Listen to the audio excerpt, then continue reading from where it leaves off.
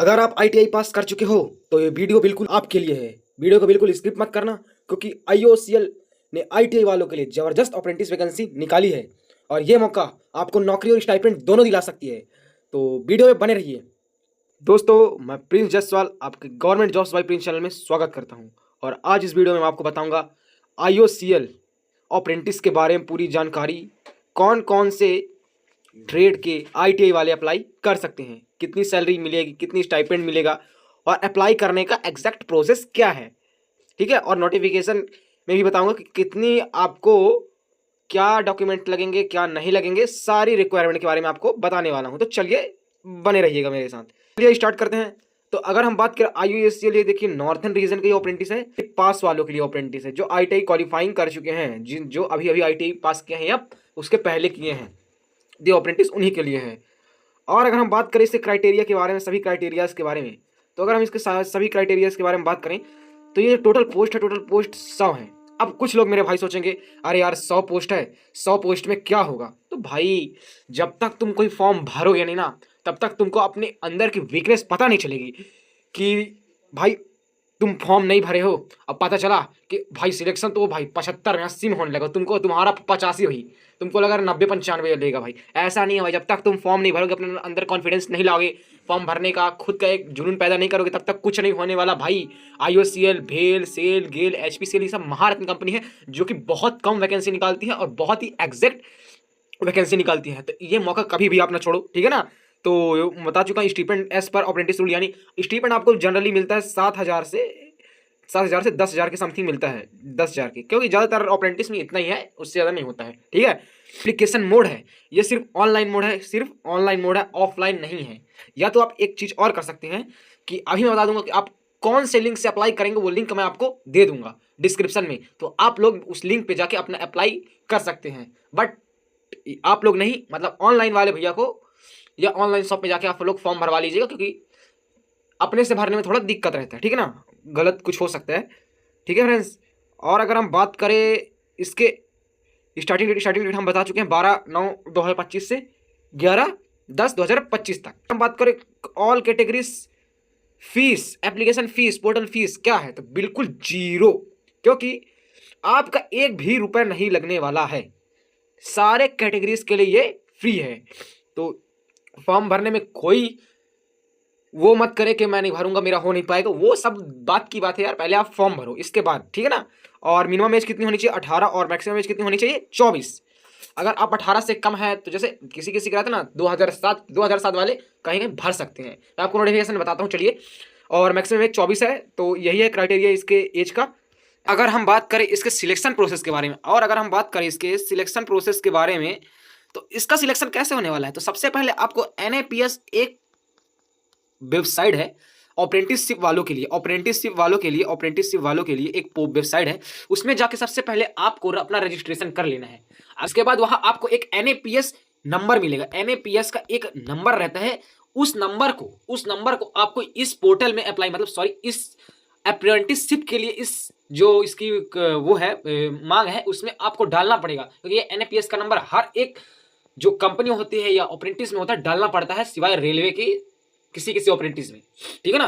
तो और इसमें लिखा है candidate registered successfully NAPS portal applying against notification shall be consider selection process, there will no written exam ना इंटरव्यू। इसमें आपका ना इंटरव्यू होने वाला है ना रिटन एग्जाम होने वाला है।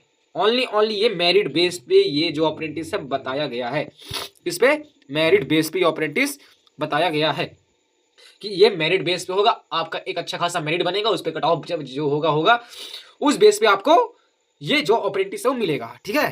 एंड अगर हम आगे के अप्रेंट की बात करें, तो आगे की रिक्वायरमेंट कुछ इस तरह है कि इसमें आपकी क्वालिफिकेशन क्या होने वाली है। तो जैसे हमारे ट्रेड फीडर के जो भाई बहन हैं, उनके लिए merit with regular full time 2 years apprentice regular होना चाहिए, 2 इयर्स जो कोर्स किया होना चाहिए।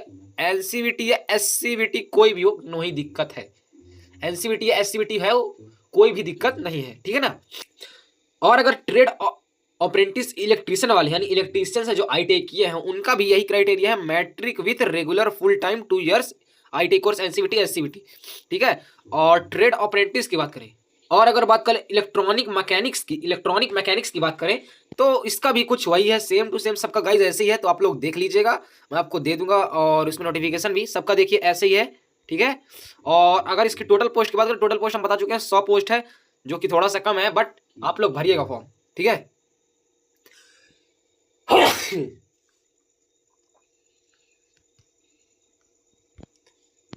तो चलिए अब चलते हैं ऑफिशियल नोटिफिकेशन पे क्लिक करके देखते हैं और क्या क्या क्राइटेरियाज है। चलिए इसके ऑफिशियल नोटिफिकेशन पे चलते हैं और देखते हैं क्या क्या इसके क्राइटेरियाज हैं और इसमें कौन कौन से डॉक्यूमेंट्स लगेंगे। तो चलिए और अगर इसकी टोटल पोस्ट की बात करें, टोटल पोस्ट हम बता चुके हैं 100 पोस्ट है, जो कि थोड़ा सा कम है, बट आप लोग भरिएगा फॉर्म, ठीक है। इसके ऑफिशियल नोटिफिकेशन पे चलते हैं और देखते हैं क्या क्या इसके क्राइटेरियाज हैं और इसमें कौन कौन से डॉक्यूमेंट्स लगेंगे। तो चलिए, तो ये रहा friend Indian oil corporation limited का ऑफिशियल जो नोटिफिकेशन है वो डाउनलोड हो चुका है। तो ये नोटिफिकेशन आप पढ़ सकते हैं, यहाँ नोटिफिकेशन आप पढ़ सकते हैं कि नॉर्थन रिलीजन इंडियन भवन श्री और बिनो मार्ग यूसुफ सराय न्यू दिल्ली का ये जो है अप्रेंटिस है ना। और अगर हम बात करें, ये जो कंपनी है गाइस, ये कंपनी इंडियन ऑयल कॉर्पोरेशन जो कंपनी है, ये महारत्न कंपनी है, जो कि इंडिया की गिनी चुनी कंपनीज में आती हैं। और अगर हम बात करें इसके जो पोस्ट वाइज और कैटेगरी वाइज कितने वैकेंसी है, तो अगर इसमें हम वैकेंसी की बात करें तो देखिए हर पोस्ट के लिए कैटेगरी वाइज अलग अलग वैकेंसी है। तो मैं आपको इसका नोटिफिकेशन डिस्क्रिप्शन में दूंगा, आप लोग देख लीजिएगा। बट मैं मेन चीज़ बता देता हूँ जो इंपॉर्टेंट है, स्टेट वाइज भी है। अप्रेंटिस होता है 12 मंथ का, यानी 1 साल का, और इसमें मिनिमम एज बता चुका हूँ 18 होनी चाहिए और मैक्सिमम एज 24, यानी बोले तो अपन रिलैक्सेशन 5 ईयर्स का मिला है ST/SC वालों को, और 19 ईयर्स का, यानी टोटल मिला के ST/SC वालों को 29 ईयर्स का हो जाएगा। और अगर हम OBC की बात करें 3 ईयर्स उसका भी रिलैक्सेशन मिला है, तो 27 ईयर्स तक के लोग भर सकते हैं मिनिमम। फिजिकल टेस्ट भी आपके होंगे, बताया गया इसमें। और मैं बताने वाला था कि आपका जो क्वालिफिकेशन है उसमें कौन कौन से डॉक्यूमेंट लगेंगे उसके लिए, तो मैं आपको बताता हूँ। सबसे पहले आपको लगने वाला है पैन कार्ड, सबसे पहले आपको लगने वाला है पैन कार्ड। इसके बाद आपको लगने वाला है दूसरे नंबर में आधार कार्ड, तीसरे नंबर में आपका बैंक अकाउंट जो आपके आधार कार्ड से लिंक हो, ठीक है। एंड अगर हम बात करें चौथे नंबर की, तो चौथे नंबर में आपको Aadhaar number and account to enable DBT, यानी आपका वही आधार नंबर बैंक अकाउंट से लिंक होना चाहिए मोबाइल नंबर से, ठीक है। और अगर बात करें 5वें पॉइंट की, तो अगर 5वें पॉइंट में है तो आधार स्ट्रीट्स यूजिंग फॉलोइंग लिंक। अगर आपका आधार लिंक नहीं है तो आप यहाँ जाके लिंक कर सकते हैं।